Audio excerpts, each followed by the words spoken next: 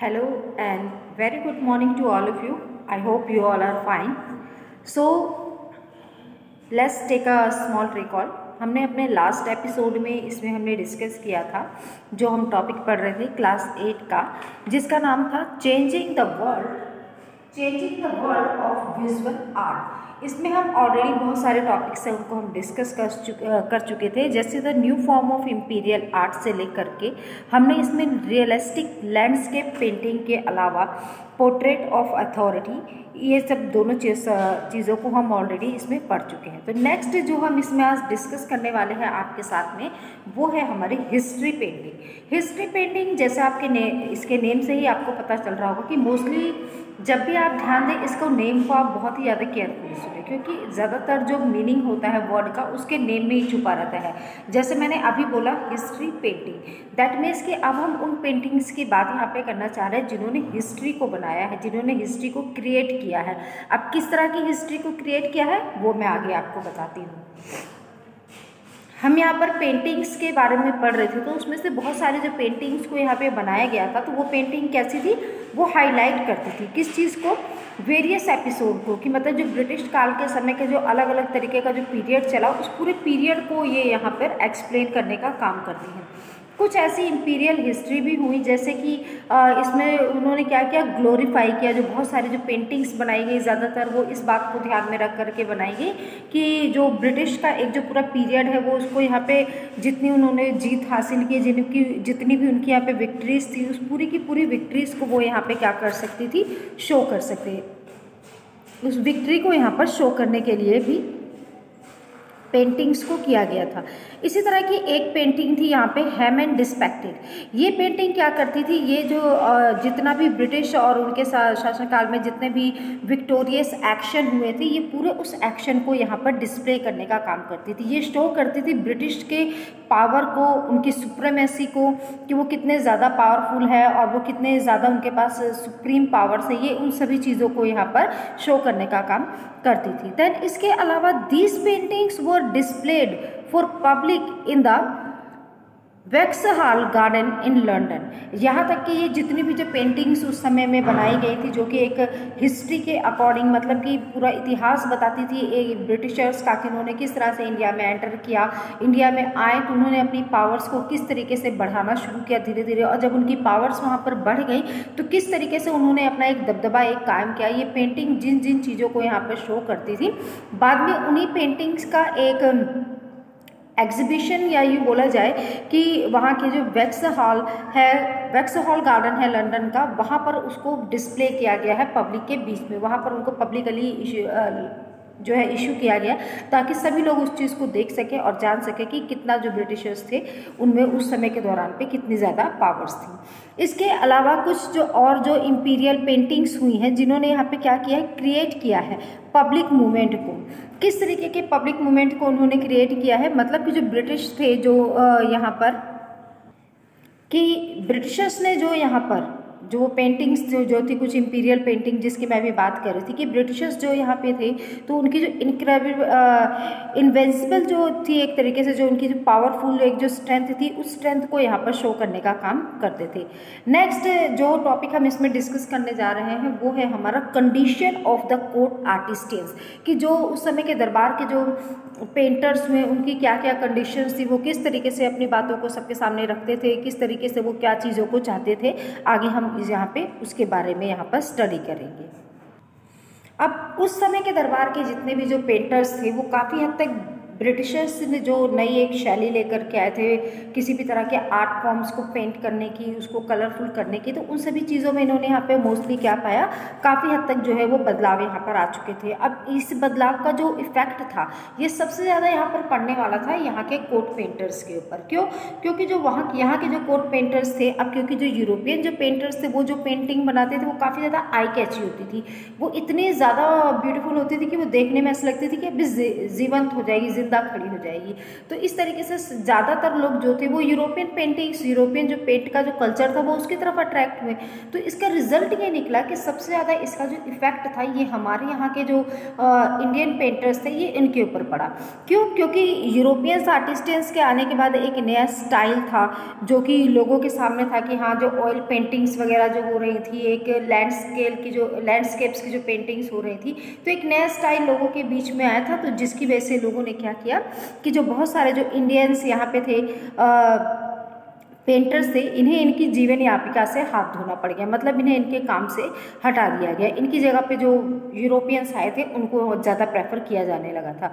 इसी के साथ साथ कुछ तो ऐसे भी थे जिन्होंने उस स्थान को छोड़ करके वो दूसरी जगह पे जाने के लिए मजबूर हो गए, और बहुत उसमें से ऐसे हुए जिनको ब्रिटिशर्स ने अपने साथ में रख लिया, ये कहते हुए कि तुम अब क्या करो, हमारे जो घर हैं, हमारे जो क्षेत्र है वहाँ पर अब तुम इस तरह की जो है पेंटिंग्स करो, ताकि हाउसेज वगैरह पे, मॉन्यूमेंट वगैरह पे, जैसे कि फेस्टिवल के सीन की पेंटिंग, एनिमल्स की पेंटिंग अब तुमको वहाँ पे करनी है। इससे हुआ क्या कि एक ठीक है जॉब तो मिला उनको, बट इससे उनको जो वेजेस मिले वो बहुत ही ज़्यादा लो वेजेस मिले, क्योंकि ब्रिटिशर्स उनसे काम तो पूरा लेते थे बट उनको वेजेस इतना ज़्यादा वो नहीं दिया करते थे। तो ये एक इफेक्ट पड़ा हमारे पेंटर्स के ऊपर।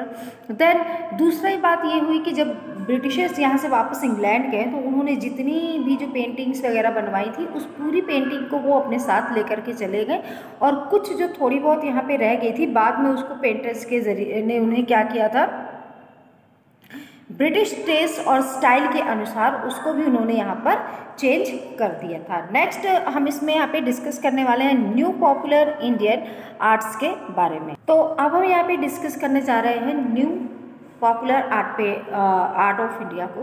तो इसमें हमने क्या देखा कि जब 19वीं शताब्दी का जो दौर चल रहा था तो उस दौर में क्या था, हमारे वर्ल्ड में जो आर्ट था वो काफ़ी ज़्यादा पॉपुलर था। वो आर्ट की हम बात करते हैं तो वो आर्ट यहाँ पर बहुत ही ज़्यादा जो था वो पॉपुलर था। तब इसकी हमने यहाँ पे बात की तो मोस्टली यहाँ पे क्या हुआ कि जितने भी जो नई सिटीज़ बन करके आई थी या कुछ भी था, तो वहाँ पे सबसे ज़्यादा क्या चीज़ डेवलप हुई, यहाँ पे स्क्रोल पेंटिंग, रोल ऑन करके जो होती है ना, काली घाट की तरफ जो पेंटिंग्स होती थी सबसे ज़्यादा, या बंगाली जो पेंटिंग जिनको बोला जाता है, तो ये सबसे ज़्यादा यहाँ पर उस समय के दौरान में हुई। और यहाँ उस समय जो पेंटर्स थे इनको या तो पताउस या फिर पोर्ट्रेट्स के नाम से इनको यहाँ पर जाना जाता था। जितनी जो पेंटिंग्स थी वो मैथोलॉजिकल थीम के ऊपर बेस्ड होती थी। Mythological themes in the sense कि ज़्यादातर जो भी पेंटिंग्स यहाँ पर बनाई गई थी वो गॉड एंड गॉडेस को ध्यान में रख करके बनाई गई थी। इसके अलावा जो इमेज होती थी वो पूरी तरीके से रियलिस्टिक होती थी या फिर नॉन रियलिस्टिक होती थी, लेकिन वो जो पेंटिंग का जो फिगर था स्क्रॉल होने की वजह से वो काफ़ी हद तक वो फ्लैट दिखाई देता था। इस वजह से जो इमेज थी वो नॉन रियलिस्टिक इमेज में कन्वर्ट हो जाती थी, वो दिखाई ही देती थी कि ऐसा लगता था कि फेक तरीके से किसी चीज़ को बनाया गया हो। ठीक है, देन उसके बाद ये जो पेंटिंग थी ये काफ़ी लार्जर और पावरफुल भी होती थी। इसमें क्या होता था कि मिनिमम जो लाइंस होती थी ना वो डिटेल्स एंड कलर्स वो हर एक चीज़ को यहाँ पर शो करने का काम भी किया करते थे। अब आगे हम इसमें देखते हैं कि जो पॉपुलर जो प्रिंट्स होते थे उसको यहाँ पे सिर्फ विलेजेस के द्वारा ही नहीं बनाया जाता था, जो कि कालीघाट के विलेजेस थे, बल्कि ये लोग क्या किया करते थे, उसका एक सेट तैयार कर देते थे। उस पूरी पेंटिंग का एक प्रेस के अकॉर्डिंग उसको एक सेट तैयार कर देते थे और प्रोड्यूस कर देते थे। देन उसके बाद वो उसको आसपास की जो बड़ी मार्केट होती थी ये उसको वहाँ पर दे दिया करते थे। देन वहाँ पे हमने क्या देखा कि they were trend in the British art school in new methods of life, कि उन जो पेंटर्स थे जो इस तरह की पेंटिंग्स को बनाया करते थे उनको ब्रिटिश आर्ट स्कूल में वहाँ से उनको ट्रेंड किया गया था आर्ट फॉर्म के लिए।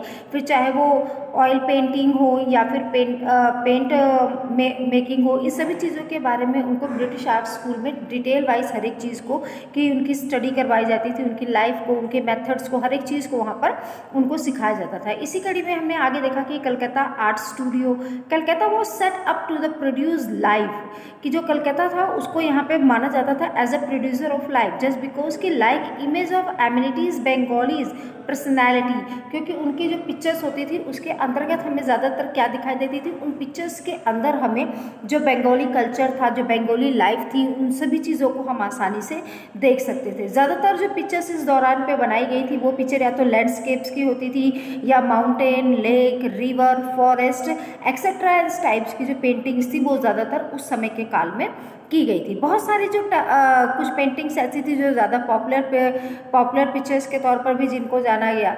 अब ये जो थी कि were painted and circulated in the other parts of India, उन पेंटिंग्स को यहाँ पे क्या किया गया, ना केवल बनाया गया बल्कि उसको इंडिया के अनदर पार्ट्स में भी उसको भेज दिया गया था। नेक्स्ट हम इसमें देखने वाले हैं कि आखिरकार the search of a national art की बाद में जो पेंटिंग्स वगैरह हुई तो वो किस तरीके से आगे की तरफ बढ़ी, तो आगे हम उनको भी देखते हैं। तो इसमें हमने देखा कि जब 19वीं शताब्दी का अंत आने लगा तो उसी तरीके से आर्ट के क्षेत्र में भी बहुत ही ज़्यादा रेवोल्यूशन होने लगा। अब किस तरह का रेवोल्यूशन होने लगा, क्योंकि यहाँ पे जो पेंटिंग का जो स्टाइल था वो काफ़ी हद तक इस्टेब्लिश था, काफ़ी हद तक स्ट्रॉन्गर था, यहाँ तक कि वो कनेक्टेड था किस चीज़ से, नेशनलिज्म से, भारतीयता से, राष्ट्रवाद से काफ़ी ज़्यादा तक ये संबंधित था।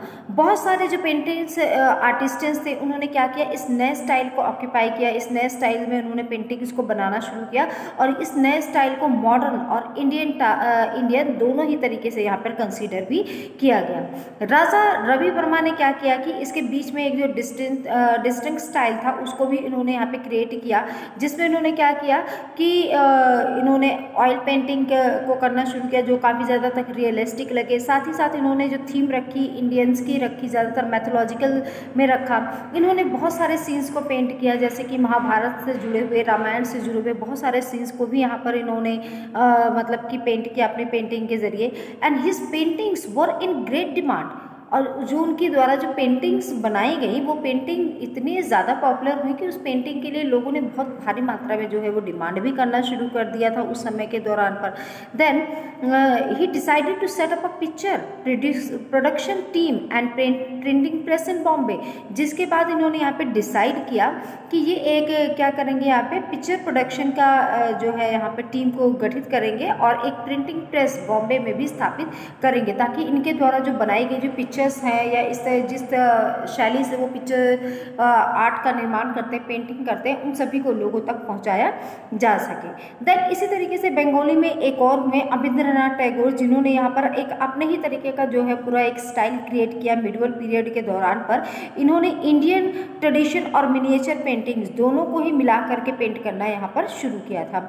जो आर्टिस्ट्स थे बंगाली स्कूल ऑफ आर्ट्स के, इन्होंने यहाँ पे क्या किया, ये उनकी पेंटिंग्स के काफ़ी ज़्यादा तक उससे इंस्पायर हुए और उन्होंने यहाँ से म्यूरल पेंटिंग को करना शुरू कर दिया, जिसमें उन्होंने शेड देना शुरू किया, 3D डायमेंशनल्स को यहाँ पर करना शुरू कर दिया था। तो इस तरीके के कुछ जो चेंजेस थे ये हमने देखा कि हमारे मिडिवल काल के दौरान में ब्रिटिशर्स से पहले की पेंटिंग का क्या काल था, ब्रिटिशर्स के आने के बाद हमारी पेंटिंग्स किस तरीके से होना शुरू हुई और उसके बाद दोनों के कंबाइंडली जो एक नई पेंटिंग निकल करके आई वो किस तरह की थी, बंगालियों की क्या छवि पड़ी पेंटिंग्स पे, किस तरीके से कलर्स को बनाना है, कलर्स को यूज़ करना है just like an oil paintings में। इन सभी चीज़ों को हमने यहाँ पर क्या किया गया है, बारी बारी करके मिडिवल पीरियड के दौरान पर दर्शाया गया है।